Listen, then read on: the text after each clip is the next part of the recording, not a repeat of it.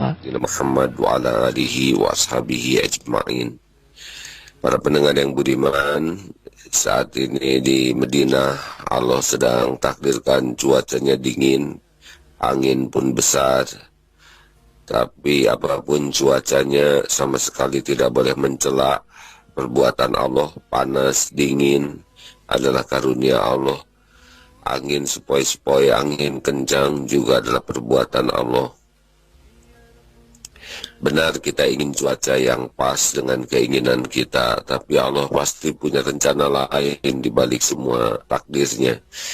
Kalau kita perhatikan dengan adanya cuaca dingin, Allah pun menghidupkan ekonomi dengan jaket yang tebal, dengan selimut, dengan makanan-makanan penghangat, dengan beragam kejadian yang hadir hikmah dengan adanya dingin. Mari kita perhatikan bagaimana sikap orang terhadap musim dingin, musim hujan. Tidak ada kejadian yang Allah ciptakan sia-sia. Ma khalaqta hadza batila. Oleh karena itu, jikalau ada musim hujan, musim dingin, musim panas, di balik semua itu ada hikmah yang sangat besar. Yang kalau kita bisa bertafakur, semakin yakin betapa di balik aneka cuaca ini Allah memberikan begitu banyak pelajaran, begitu banyak kejadian yang membawa manfaat. Mari kita berhati-hati menjaga lisan kita di dalam berucap tentang cuaca. Apapun cuacanya adalah Allah yang memiliki, Allah yang menetapkan, dan tidak berhak bagi kita untuk berkata buruk terhadap perbuatan Allah yang maha baik. Saudaraku sekalian, suasana di Madinah pun saat ini belum begitu ramai. Tetapi semalam karena malam Jumat, banyak yang itikaf, rupanya banyak yang memanfaatkan malam Jumat untuk meningkatkan, memperpanjang umur amal. Kita tahu umur ada dua. Ada umur fisik kita ini yang pasti berakhir, tapi ada juga umur amal kita yang harus terus kita perpanjang dengan memperbanyak amal-amal soleh. Mudah-mudahan para pendengar semua, jikalau mendengar kata Madinah, kemudian teringat kepada keindahan pribadi Rasul, juga teringat kepada kegigihan bagaimana Rasulullah begitu mengharapkan hidayah Allah, rahmat Allah turun kepada sebanyak-banyak hamba-hambanya. Karena di hati Rasulullah amat pedih jikalau ada orang yang meninggal tidak dalam keadaan Islam. Pernah kita simak dulu sebuah hadis tentang bagaimana Rasulullah menyikapi ketika ada seorang Yahudi yang meninggal. Beliau sedih karena seorang meninggal tidak dalam keadaan dapat hidayah. Semakin kita mendengar kota Nabi Madinah, semakin kita ingat bagaimana perjuangan, pengorbanan beliau. Yang secara sederhananya beliau begitu berharap kita semua mendapatkan hidayah. Oleh karena itu kita syukur benar. Mungkin ini satu bahan tafakur bagi siapapun yang senang berdakwah atau yang terjun dalam dunia dakwah. Ada yang mengibaratkan dakwah itu seperti menyelamatkan anak yang diculik. Pasti tidak ada berpikir jengkel kepada anak tersebut kalau seorang anak diculik. Yang terpikir adalah berjuang sekuat tenaga agar anak lepas dari penculikan tersebut. Nah, inilah ilustrasi bahwa orang sekarang menjadi tersesat, tergelincir, berlumur dosa adalah karena diculik oleh tipu daya setan. Jadi seyogianya kita tidak benci, tidak marah kepada orang-orang yang belum dapat hidayah, taufik, tapi kita ilustrasikan, oh ini setan nih sedang mencuri, menipu, memperdaya. Tugas kita adalah sekuat tenaga untuk membantu yang lupa jadi ingat, yang tersesat jadi ingat, jadi mendapatkan jalan, yang futur menjadi kembali bersemangat. Begitulah, karena kalau sudah mengawali sesuatu dengan kebencian, maka aura kita adalah rasa puas. Ketika orang yang dibenci, hancur-hancuran. Kalau kita simak dakwah para sahabat, ya tentu saja meniru Rasulullah, juga para ulama, begitulah. Kurang lebih begitu mengharapkan hidayah, taufik Allah menyebar kepada hamba-hamba, makhluk-makhluk yang Allah ciptakan. Mudah-mudahan berita-berita yang kita dengar dari Madinah, dari tanah suci, memotivasi kita untuk bisa belajar lebih banyak, memahami tentang keindahan pribadi Rasul, dan yang paling utama adalah sifat rahmatan lil alamin di hati Rasulullah Sallallahu Alaihi Wasallam. Ini yang harus kita pelajari. Jangan sampai kita senang dengan berbicara dalil yang sahih, tetapi hati kita kurang sahih. Di antara hati yang harus kita pelajari adalah rahmatan lil alamin. Karena itulah yang mendasari kegigihan Rasul dalam berdakwah, mendasari keindahan pribadi Rasul, dan itu pula yang mendasari keberhasilan dakwah beliau. Terima kasih Ustaz Tengku sudah hadir bersama kita. Mudah-mudahan beliau menjadi jalan ilmu, hidayah, taufik dari Allah bagi kita sebagai pendengar. Kita doakan agar beliau benar-benar menjadi ulama yang kafah, yang sempurna ilmunya, ulama yang bisa menjadi pengamal dan pendakwah ilmu, ulama yang dijaga Allah sehingga lisan, sikap, dan hatinya benar-benar lurus, ada di jalan yang Allah ridhoi. Amin ya rabbal alamin. Terima kasih Ustadz atas kehadirannya jauh-jauh dari Jakarta, dan terima kasih atas semua kebaikan Ustadz, khususnya kepada saya mendengar banyak yang Ustadz lakukan untuk kebaikan AA dan pesantren ini. Semoga Allah yang maha menguasai kebaikan membalas dengan sempurna kebaikan Ustadz, memuliakan keluarga dan keturunan. Amin ya rabbal alamin. Para pendengar, kesempatan yang langka bersama Ustadz Tengku. Terima kasih sekali lagi, dan laporan semua jamaah izin Allah semuanya sehat, masih di Madinah. Sekarang akan sebagian berangkat ke Mekah terlebih dahulu dan sebagian lain menyusul. Insya Allah para pendengar juga pada saatnya Allah undang ke Baitullah. Amin ya rabbal alamin. Alhamdulillah, sekian laporan dari Madinah. Assalamualaikum warahmatullahi wabarakatuh. Waalaikumsalam warahmatullahi wabarakatuh. Demikian sahabat MK juga pendengar dimanapun Anda berada. Di pagi hari ini kita sudah mengawali kebersamaan bersama Kiai Haji Abdul Hakim Nestiar langsung dari Madinah. Dan insya Allah kita akan lanjutkan kebersamaan pagi hari ini sahabat MK dalam manajemen Kolbu Pagi bersama Ustadz Tengku Zulkarnain langsung dari Masjid Darut Tauhid Bandung. Anda pun nanti pada waktunya bisa bergabung di 022 201 7076.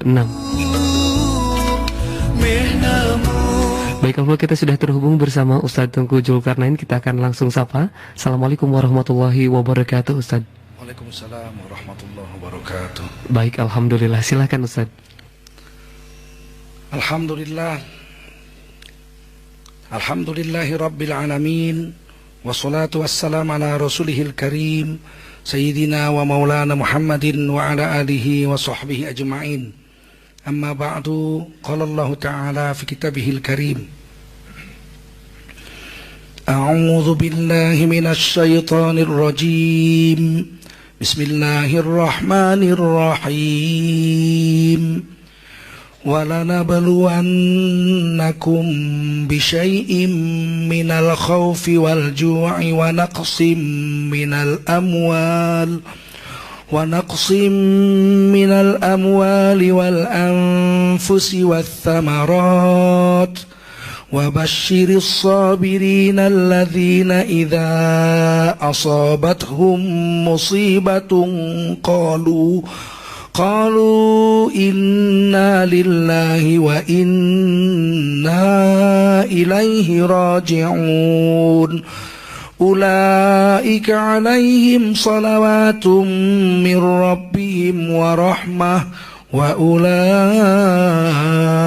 humul muhtadun. Shadaqallahul azim.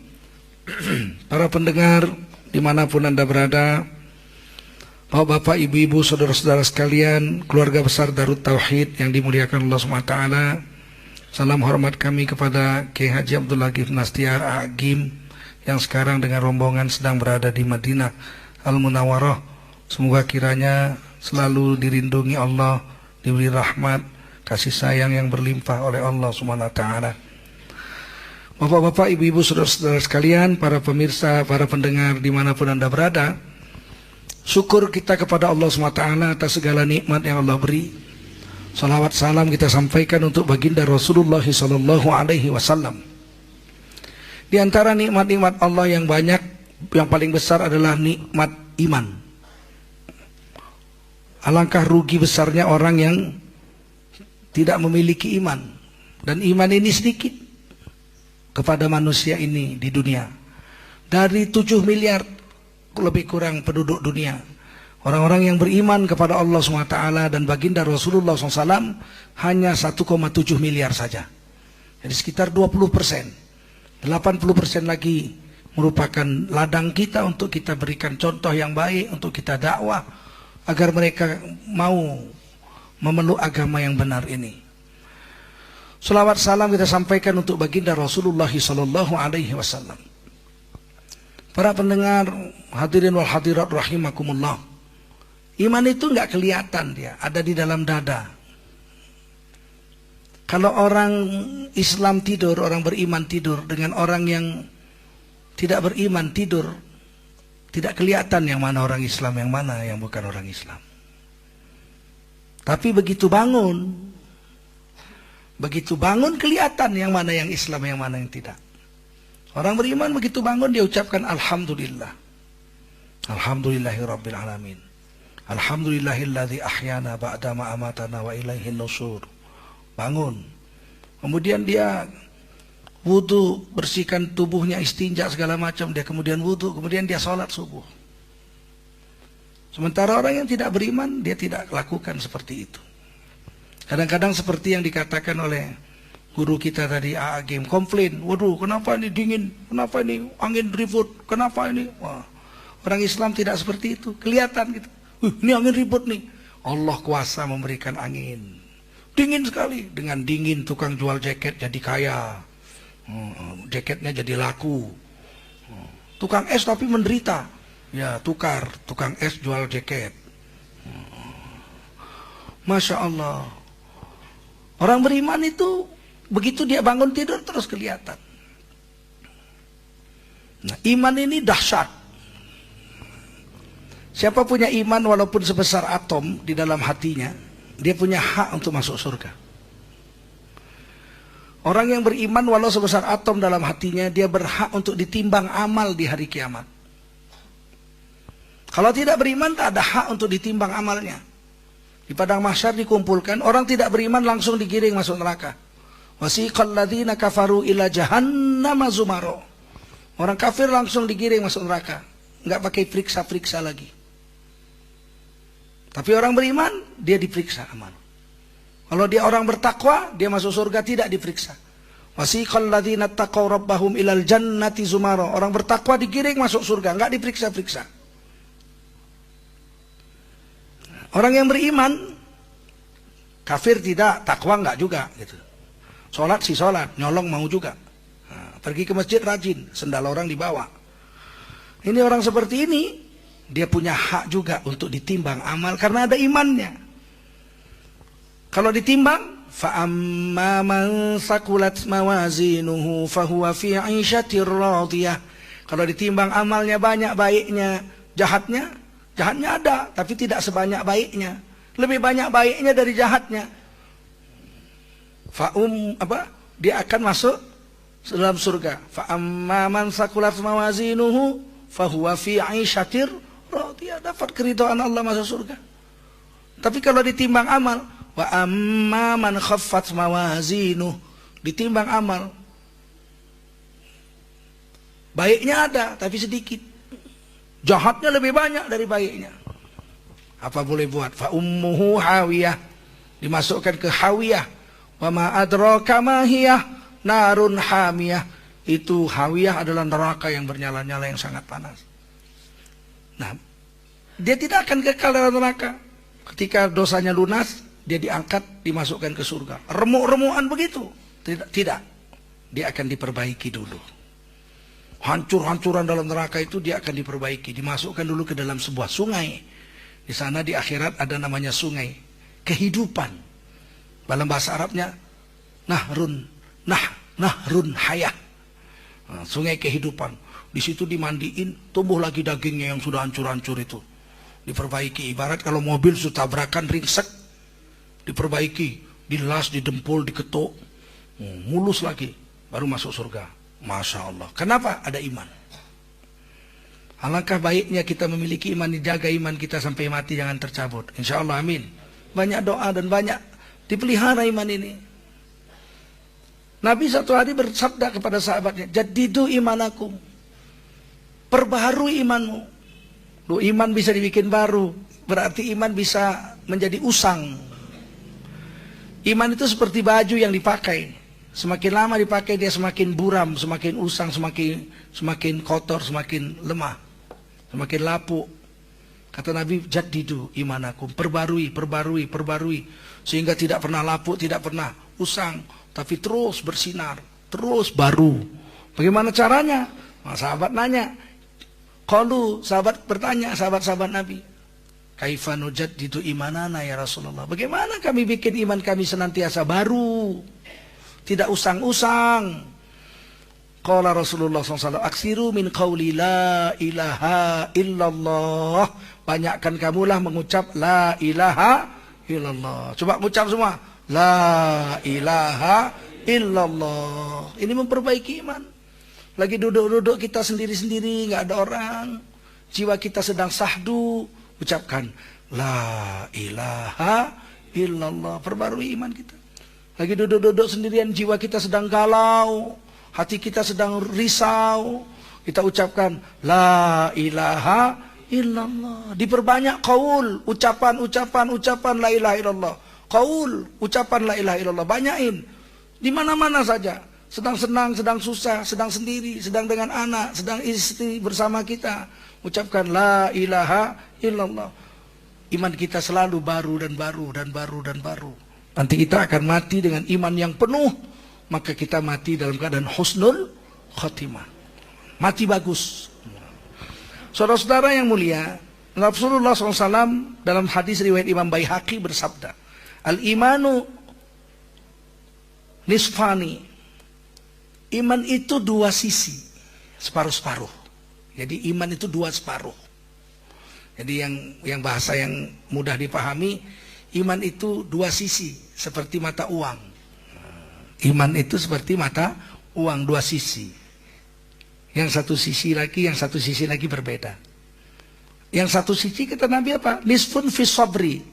Separuh sisinya iman itu sabar.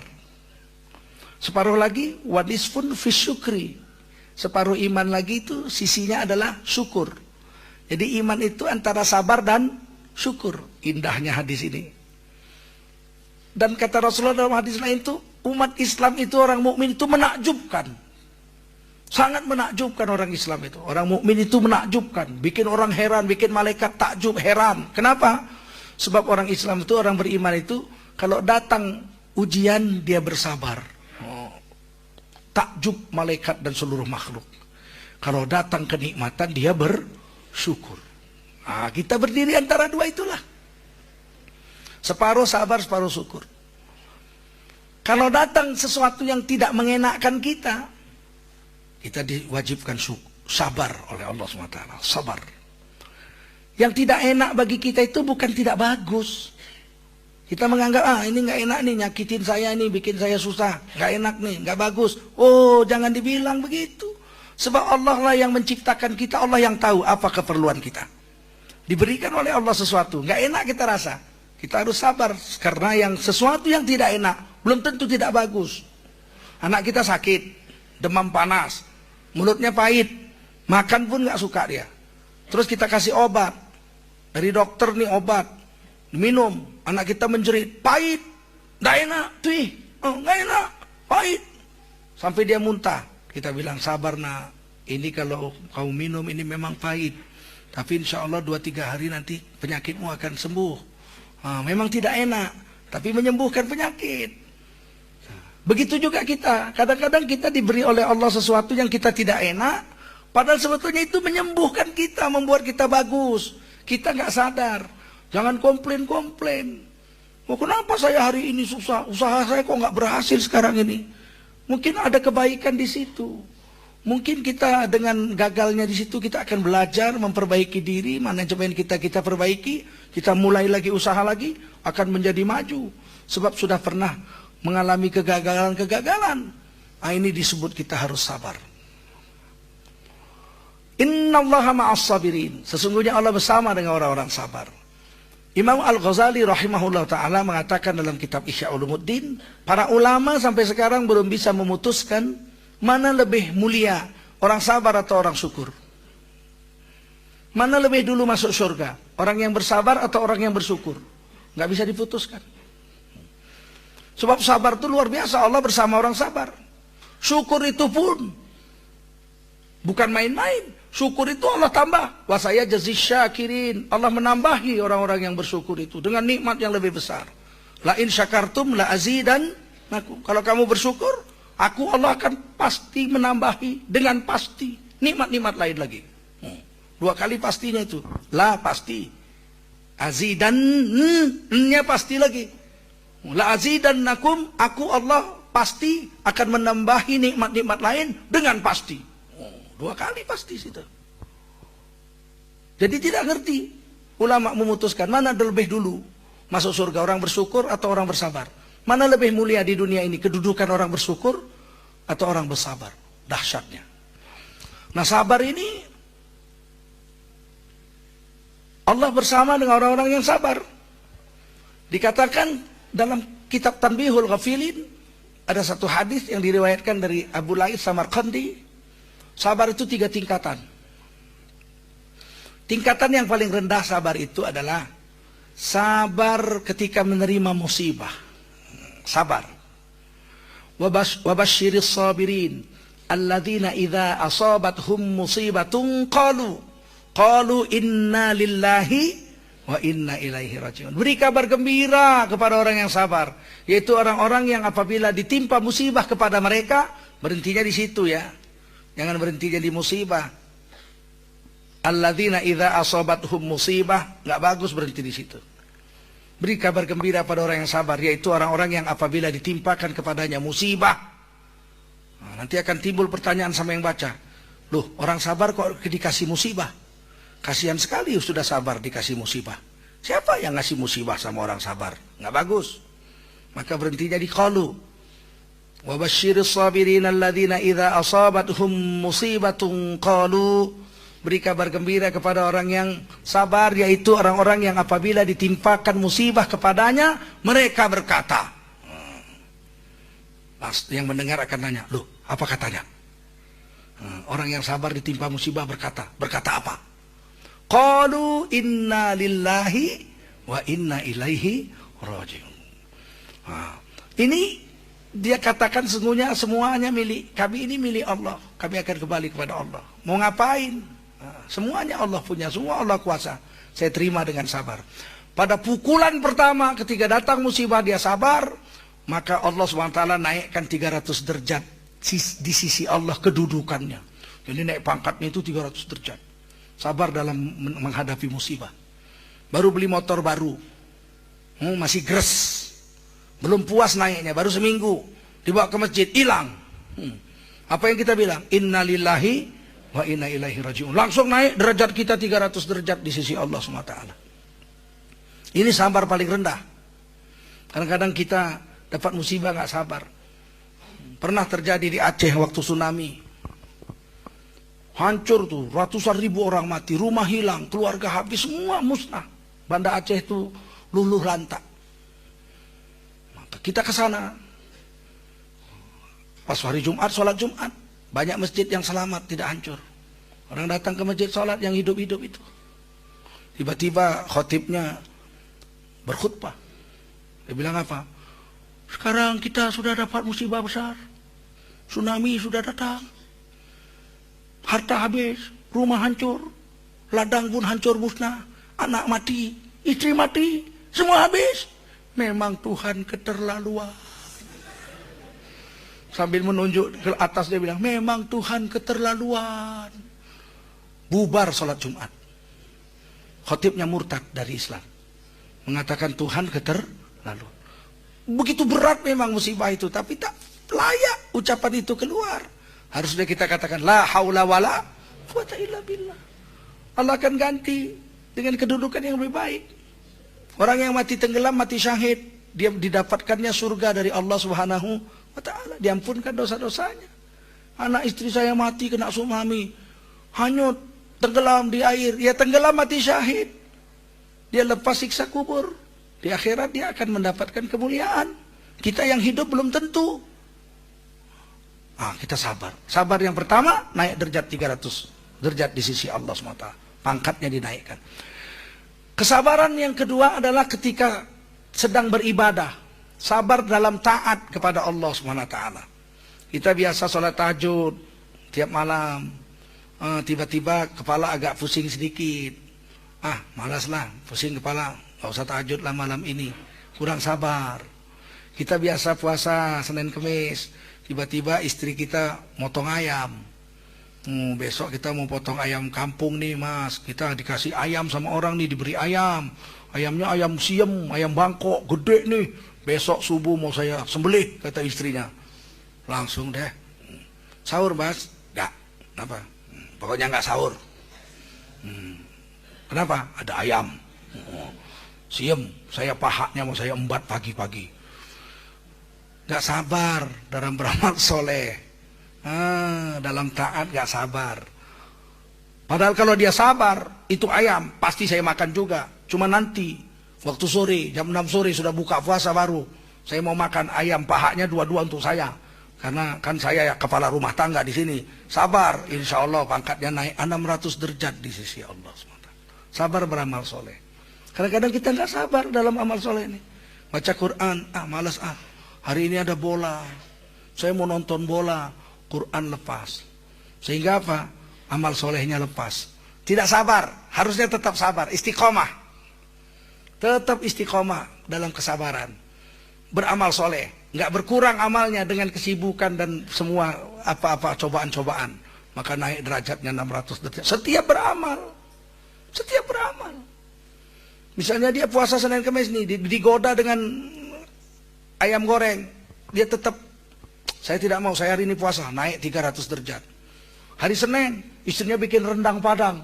Wow, rendang Padang, Masya Allah. Tapi saya tetap puasa, tidak tergoda dengan rendang, naik derajat lagi, 600 derajat lagi. Begitu, asal beramal soleh kita tetap istiqomah, sabar, naik derajat. Yang ketiga, ini yang paling susah, sabar dalam menghadapi maksiat. Tetap sabar dalam agama ketika maksiat datang. Ini yang paling tinggi. Susahnya bukan main. Misalnya di kantor kita ada pesta ulang tahun kantor. Kantor ulang tahun. Panggil penyanyi perempuan. Dangdut. Jogetnya seperti ulat bulu disiram bensin. Kan? Satu kantor kita udah joget semua. Laki-laki sekantor kita itu, dari direktur utama sampai office boy-nya udah joget semua. Dada kita udah gatel, kayak dicakar-cakar. Kepingin. Kepingin juga ikut joget tuh sama ulat bulu. Tapi dia sabar gitu. Ya Allah, janganlah sempat aku joget. Kenapa harus ku jogeti? Dia bukan istriku. Ntar nanti pulang ke rumah saya akan joget dengan istri saya. Istri saya jogetin di kamar tidur, halal. Kalau ini tidak halal, dia bersabar. Diejek-ejek sama temennya. Bodoh lu, kapan lagi kesempatan? Kebetulan nih, cepet nih, kapan nih? Kalau kamu panggil sendiri nih, artis nggak bisa. Ini yang manggil kantor, mahal. Sekali datang nih 30 juta. Ayo, monggo mas, mangga. Saya nggak mau, saya apel saja. Tidak mau mangga. Mangga mas, nggak mau saya, nggak mau mangga saya. Bersabar, maka naik pangkatnya 900 derajat di sisi Allah SWT. Ma baina darrajatain ma bainas samawati wal ard. Antara derajat yang satu dengan derajat berikutnya jaraknya sejauh langit dan bumi. Nah, ini sabar, insya Allah ya. Insya Allah jaga kita ini kesabaran. Kalau menghadapi sesuatu sabar, masya Allah cintanya Allah bukan main. Nabi Ayub sakit. Nabi Ayub sakit. Orang paling kaya di kampung itu Nabi Ayub. Anak yang paling banyak punya anak Nabi Ayub, anaknya banyak sekali. Istrinya paling cantik. Pokoknya Nabi Ayub di situ paling semua, paling cakep, paling tampan, istrinya paling cantik, hartanya paling banyak, anaknya paling banyak, kebunnya paling luas, pembantu rumah tangganya, budaknya paling banyak. Pokoknya paling unggul lah di kampung itu Nabi Ayub. Tiba-tiba kena sakit. Hewan ternaknya mati semua. Sawahnya hancur, ladang-ladangnya hancur semua. Kemudian anaknya satu-satu mati semua. Nggak ada yang sisa satu pun, mati semua anaknya. Nabi Ayub ini orang Romawi ya, orang Rum. Sekarang jadi Turki, dulu Romawi. Mati semua. Budak-budaknya pun habis, hartanya habis, rumah-rumahnya mulai bocor-bocor, rusak. Sakit. Dimakan ulat daging-dagingnya. Istrinya bilang, "Bang, doalah sama Allah supaya abang sembuh. Abang kan orang soleh, abang kan nabi. Doalah. Kalau abang doa minta sembuh, Allah akan dengar. Insya Allah abang sembuh. Lihat kita udah nggak ada apa-apa, makanan nggak ada, semua nggak ada." Nabi Ayub tanya sama istrinya, "Saya sakit sudah berapa tahun ya?" Kata istrinya, "Sudah 18 tahun abang sakit." Masya Allah. Lama ya? Lama, 18 tahun abang sakit. Anak kita udah mati semua, harta udah habis. Saya sehat berapa tahun? Oh abang sehat 70 tahun. Ah belum imbang, kata Nabi Ayub. Belum imbang. Saya baru sakit 18 tahun, sehat 70 tahun. Masa baru 18 tahun minta sembuh? Udahlah, biar saya tunggu aja sampai 70 tahun. Kalau saya sakit 70 tahun, saya akan doa minta sembuh. Tengok sabarnya Nabi Ayub itu. Kalau kita bilang bodoh. Bodoh. Nabi bodoh. Nabi itu fatonah. Fatonah. Jadi nggak enak bilang fatonah. Soalnya kalau udah fatonah urusannya KPK. Nabi itu cerdas. Mana ada Nabi yang bodoh? Nggak ada Nabi yang bodoh. Masya Allah. Begitu hebatnya. Sampai akhirnya Nabi Ayub itu mulai digigit ulat lidahnya dan hatinya. Saat itulah Nabi Ayub menangis. Istrinya udah pergi. Istrinya udah sempat potong rambut, jual rambut untuk kasih makan suaminya. Enggak juga sembuh. Akhirnya istrinya pergi meninggalkan Nabi Ayub. Kabur. Kalau orang Jakarta bilang kabur, lari, pergi. Ditinggal suaminya sendirian. Di badan udah habis dimakan ulat semua. Tulang-tulangnya udah kelihatan. Saat Nabi Ayub mulai digigit lidah dan hatinya, Nabi Ayub menangis. Ya Allah, aku sabar dengan penyakit ini ya Allah. Tapi kalau lidah dan hatiku digigit ulat, siapa lagi yang zikir dalam tubuh ini? Lidah akan berhenti zikir, hati akan berhenti zikir. Menangislah Nabi Ayub terseduh-seduh. Saat itu Allah turunkan wahyu, wahai Ayub, hentakkan kakimu ke bumi. Nabi Ayub berdiri. Kalau orang Jawa bilang dijejek tuh bumi, dipijak dengan tumitnya, rontok itu ulat-ulatnya berjatuhan, langsung muncrat air dari bekas pukulan kakinya. Nabi Ayub mancur air sejuk. Allah katakan, mandilah kamu dengan air itu. Langsung Nabi Ayub mandi. Nah, kata ulama, ada riwayat ulatnya itu yang ada yang jatuh ke bumi, ada yang terbang. Yang terbang jadi lebah, yang jatuh ke bumi jadi lintah. Dua-duanya jadi obat. Lintah bisa menyedot racun-racun, lebah juga bisa mengobati. Dua-duanya jadi obat. Mandi, begitu dicuci dengan air suci, air bersih itu, tubuhnya tumbuh lagi daging baru, kulit baru tumbuh lagi, Masya Allah, rambutnya tumbuh lagi, sehingga muda belia, seperti anak-anak yang masih remaja 20 tahunan. Kulit baru, merah jambu, Masya Allah. Orang Turki kan merah-merah ya, orang Romawi itu. Kulitnya bersih-bersih, rambutnya subur. Wah, Nabi Ayub pun duduk di tempatnya yang sakit itu, di rumahnya itu. di reruntuhan rumah. Istrinya di tengah jalan mikir gitu. Aduh, suamiku siapa yang ngurus? Kalau aku pergi bagaimana? Istrinya nangis. Kenapa aku gak sabar? Sudah 18 tahun aku bersamanya. Merawat sakit daripada suamiku dengan badannya yang busuk. Istrinya kembali lagi. Nabi Ayub mengatakan, kemana istriku ini pergi kabur nih? Nanti kalau pulang ku cambuk istriku itu 100 kali. Ku cambuk 100 kali. Tiba-tiba istrinya pulang. Dilihat ada anak muda. Istrinya malu tutup wajah. Kamu siapa? Nabi Ayub diam saja, senyum-senyum. Kamu siapa? Senyum-senyum Nabi Ayub. Enggak tanda lagi karena muda ini, muda. Tumbuh kulit baru, daging baru. Istrinya nanya, Pak, ada enggak lihat orang tua di sini? Keropos kulitnya, dagingnya dimakan-makanin ulat, tinggal tulang-tulangnya aja di sini. Kepalanya pun rambutnya udah rontok semua di sini nih. Ada lihat? Enggak ada, di tempat ini cuma saya aja yang ada. Mana itu suami saya? Nangis istrinya. Di sini dia, saya tinggalkan di sini. Nggak ada, di tempat ini cuma saya aja, nggak ada orang lain. Loh, kamu nggak lihat suami saya? Nggak ada saya lihat suamimu di sini katanya. Yang jorok itu, yang ulat-ulat itu, ya nggak ada. Yang ada cuma saya. Akhirnya istrinya nangis-nangis. Baru Nabi Ayub bilang, aku Ayub, suamimu itu akulah. Loh, kok iso ganteng koyong ini kui? Nggak gitu kan? Kok bisa begini berubah ganteng begini? Oh, Allah melakukan segala sesuatu suka Allah. Fa'alu lima yurid. Allah mau buat apa saja tidak ada yang bisa menghalangi. Sesungguhnya akulah Ayub. Allah berikan air, Allah mandikan aku dengan air dan sembuhlah seluruh penyakitku. Maka istrinya bilang, saya mau balik lagi mas, minta ampun mas, saya silap gitu. Kata Nabi Ayub, iya tapi kamu harus saya cambuk 100 kali. Kata istrinya, boleh mas, cambuklah saya, rela aku dicambuk. Nabi Ayub bilang, baik saya akan cambuk.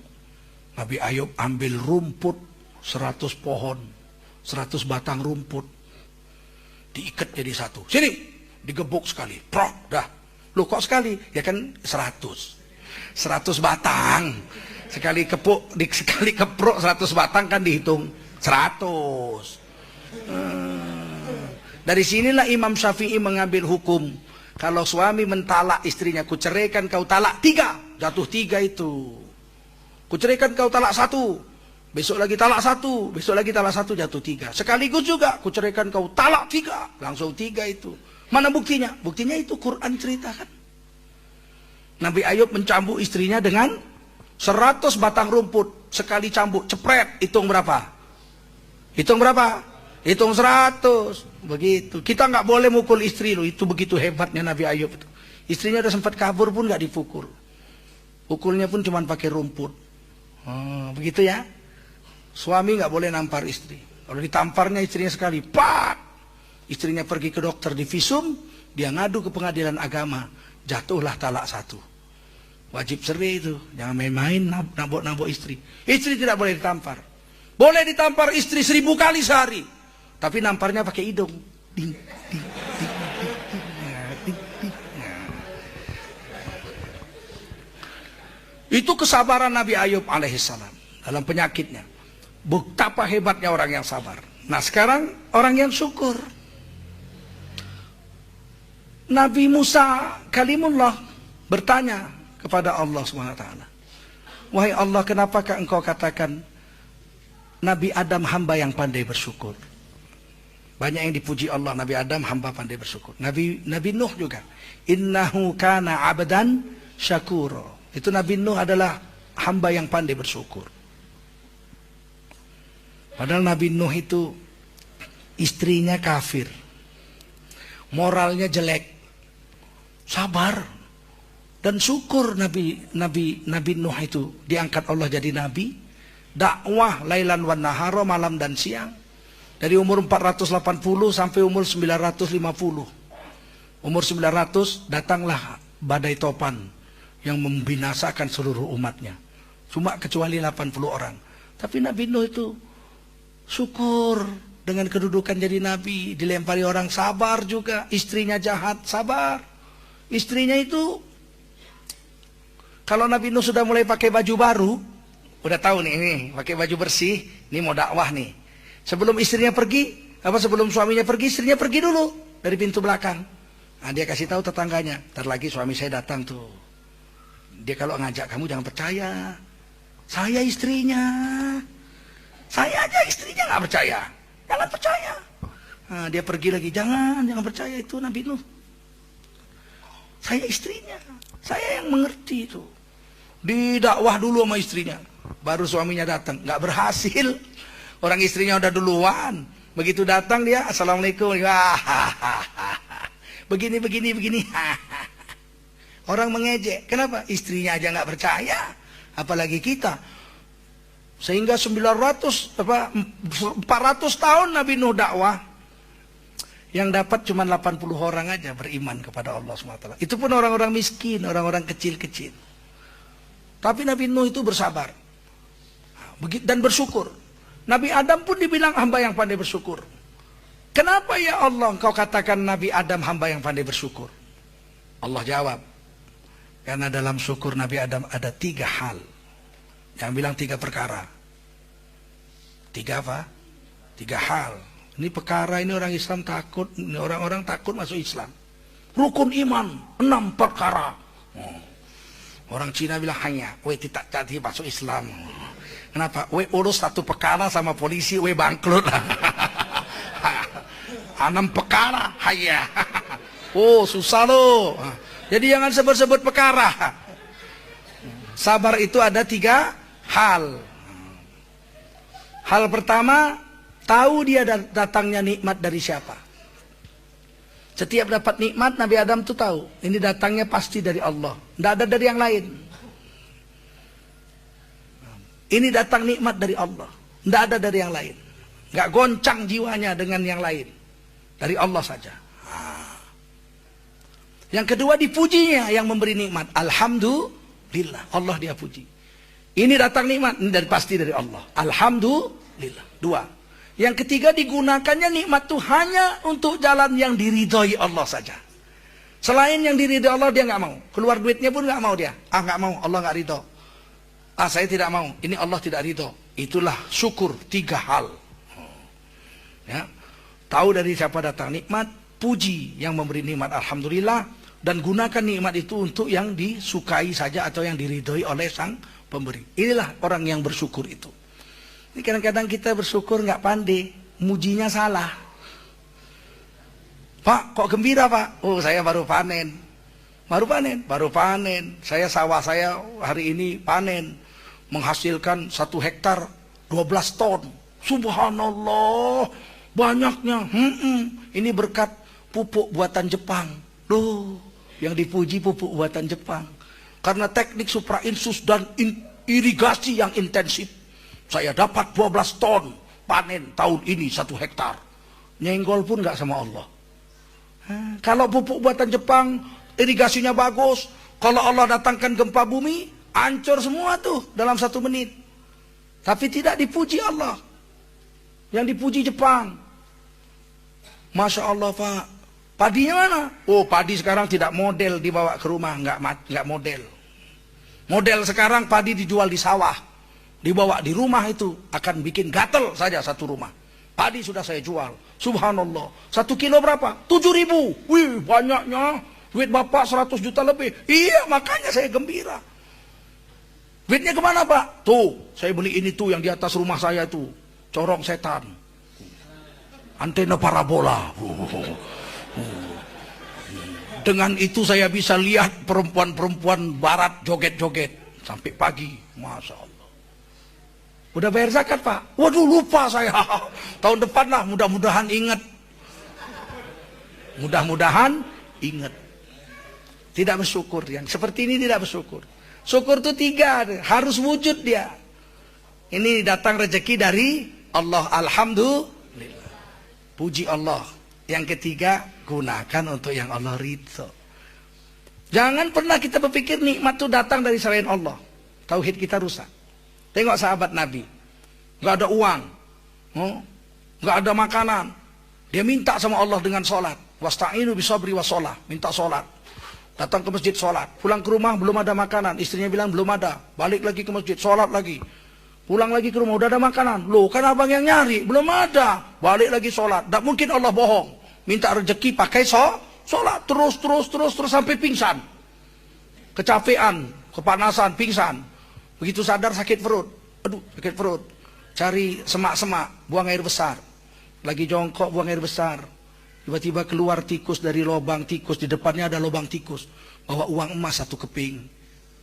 Masuk lagi bawa 1 keping. Subhanallah. Minta rezeki pakai sholat nggak dapet, pas berak dapet.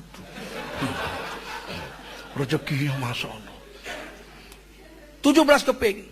Dibawalah emas ini kepada Rasulullah. Ya Rasul, saya nggak ada uang, nggak ada makanan, minta sama Allah melalui sholat berulang-ulang sampai pingsan, sampai akhirnya saya buang air besar, datang tikus ngantar ke 17 keping emas ini.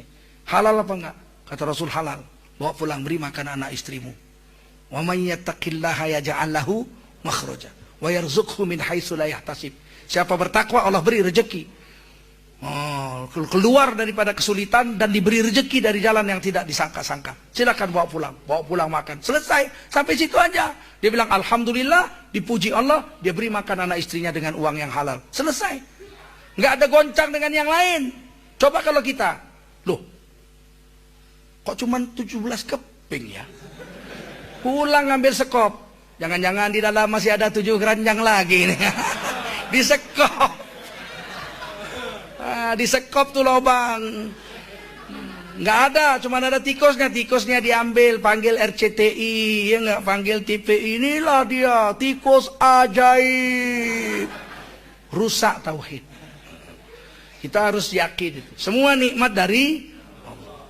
Manusia, makhluk hanya sebagai sebab saja, asbab, perantara untuk Allah memberikan rezeki kepada kita. Kadang-kadang lewat perantara bapak kita, lewat ibu kita, lewat guru kita, lewat tetangga, lewat majikan kita. Semua itu karena Allah yang memberi.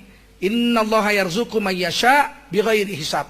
Allah memberi rezeki kepada siapa Allah mau tanpa perhitungan banyaknya. Paham insyaallah ya? Saya mau ada dialog ya katanya ya. Silakan buka dialog dengan para pendengar sekalian dan para pemirsa sekalian. Dipersilakan yang mau bertanya.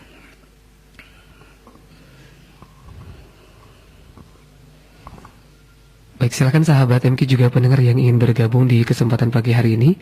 Masih ada kesempatan beberapa menit lagi untuk bergabung di 022 2017076 di 022 2017076. Dan bagian sahabat MQ nanti yang bergabung harap untuk bisa mengecilkan volume radio untuk bisa memaksimalkan suara yang masuk. Baik, kalau sudah ada yang bergabung, Assalamualaikum warahmatullahi wabarakatuh. Waalaikumsalam. Ya, baik, dengan ibu siapa, di mana ibu? Daerah di Jatinangor. Ya, ibu dari Jatinangor, silakan ibu. Assalamualaikum Ustaz. Waalaikumsalam warahmatullahi wabarakatuh. Ini untuk mengenalkan tauhid kepada anak-anak. Kalau untuk dewasa mah mengenai keyakinan itu kayaknya sangat mudah untuk rasional itu. Kepada anak-anak misalkan gini, kita bicara Allah itu beserta kita, ada di mana-mana gitu. Nah ketika anak misalkan protes, kok Allah itu berarti banyak gitu. Nah itu saja, terima kasih. Terima kasih. Waalaikumsalam. Tidak boleh mengatakan Allah ada di mana-mana. Allah bukan ada di mana-mana. Ada di langit, ada di bumi, ada di WC, ada di diskotik. Tidak boleh mengatakan Allah ada di mana-mana. Tiada tempat yang mampu menampung Allah. Allah tidak di langit, Allah tidak di bumi, Allah tidak duduk di atas arasnya, Allah tidak ada di padang rumput. Allah itu tidak memiliki tempat.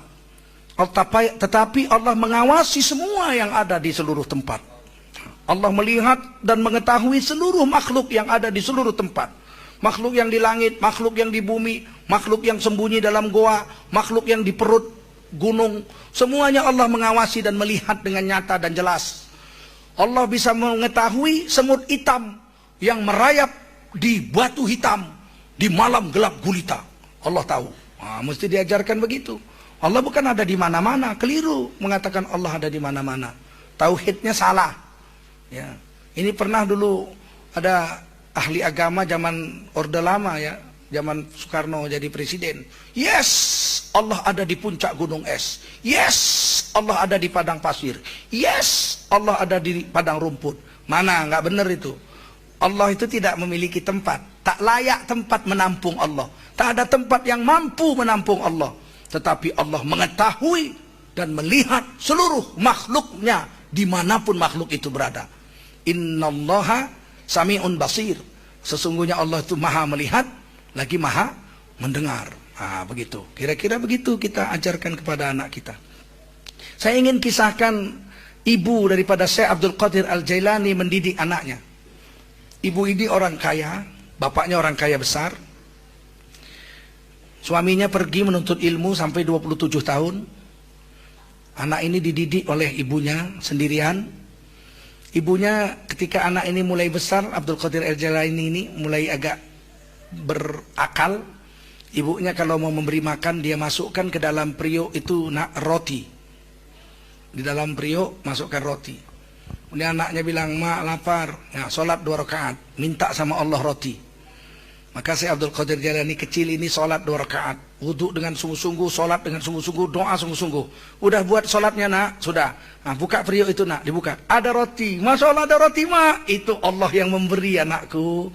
Allah memberi roti, makan, bismillah, syukur sama Allah. Besok mau makan lagi begitu, sholat lagi, doa sungguh-sungguh, minta. Ibunya diam-diam masukkan roti.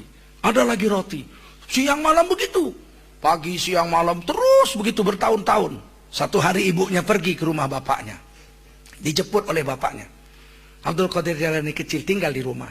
Ketika dia lapar, dia ambil wudhu, kemudian dia sholat 2 rakaat, doa sungguh-sungguh, dibuka periuk, nggak ada apa-apa. Waduh, ini berarti hari ini sholatku nggak diterima Allah, rusak sholatku hari ini. Dia menangis, dia berwudhu, dia sholat lagi sungguh-sungguh, doa sungguh-sungguh, buka periuk, nggak ada lagi. Dia ulang lagi nangis-nangis sungguh-sungguh, sholat lagi tidak ada. Ulang lagi sholat nangis-nangis, tidak ada. Sholat lagi nangis-nangis sungguh-sungguh. Tiba-tiba dibuka periuk, penuh roti. Biasanya sepotong roti, ini hari penuh roti. Ibunya baru teringat, aduh anakku belum makan.